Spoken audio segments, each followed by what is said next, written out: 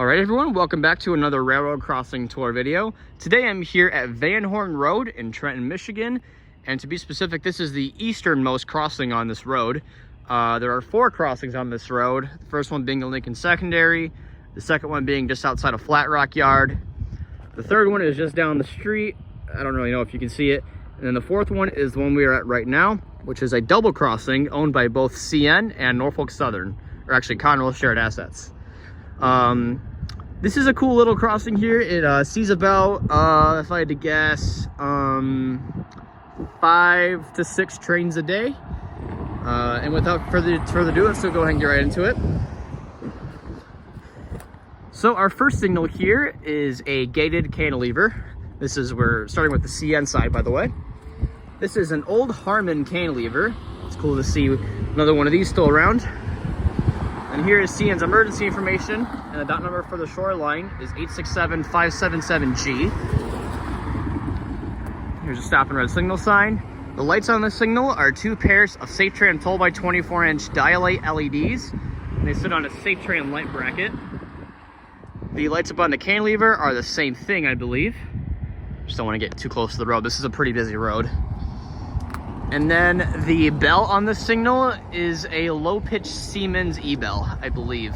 It's either that or a Safetran Type 3. I can't see how thick that base is here at night, so we'll just go with that. We do have L573 coming, so I'm probably gonna have to cut the video here in a second.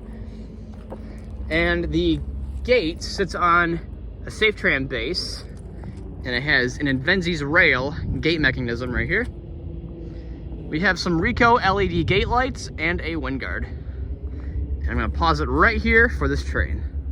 All right, there he goes. He goes L573 with the wide cab zebra paint ST40. Pretty cool to see. All right, let's go ahead and continue with the crossing tour. All right, we are now here at CN's secondary signal, which also has a gate. Every signal at this crossing has a gate.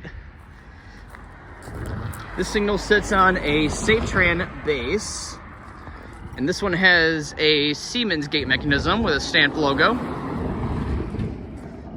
Here's the emergency information again for CN. And then we have 2 more pairs of Safetran 12 by 20 inch or 12 by 24-inch Dialight LEDs on a Safetran light bracket. And this is a low-pitched Safetran Type 3 electronic bell. And that's all CN has here. The CN line here sees 4 trains a day, during the week at least. And then the weekends it just sees 3.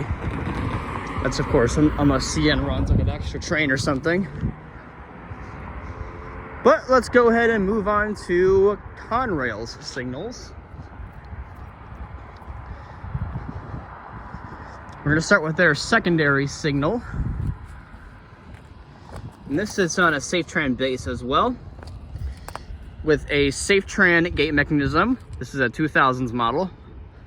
And then here's the emergency information for Conrail, and their dot number is 511759H, which as you can see is fading a little bit, so to improvise with that, they kind of drew over it in marker just to make it visible again. And this signal has 2 pairs of Safetran 12 by 20-inch Dialight LEDs. They sit on a Safetran light bracket. And this is a General Signals Type 3 electronic bell. And this signal also has an old Conrail dot tag right there, which I forgot to mention. The CN cantilever also has a Grand Trunk Western tag.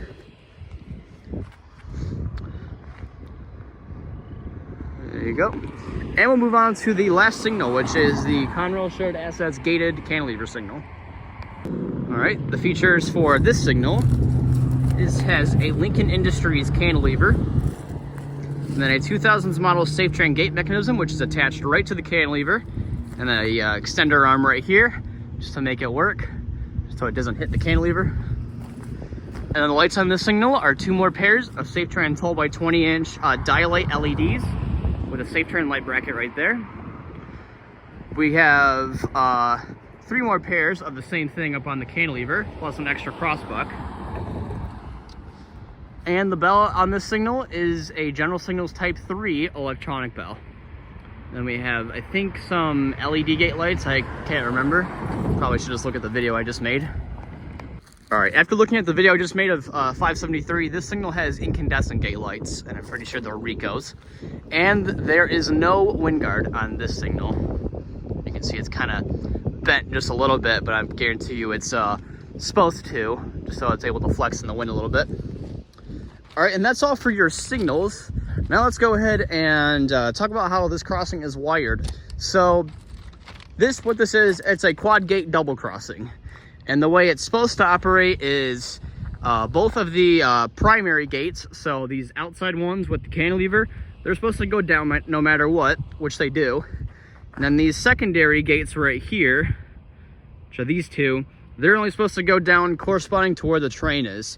And it does it half right. So when there is a train on NS, or shared assets, both the primary gates go down, this gate goes down, like it should, but this gate here, CN secondary gate, this stays up. The gate lights don't flash. The only thing that happens is the backlights flash on that signal, and the bell doesn't ring either, I'm pretty sure.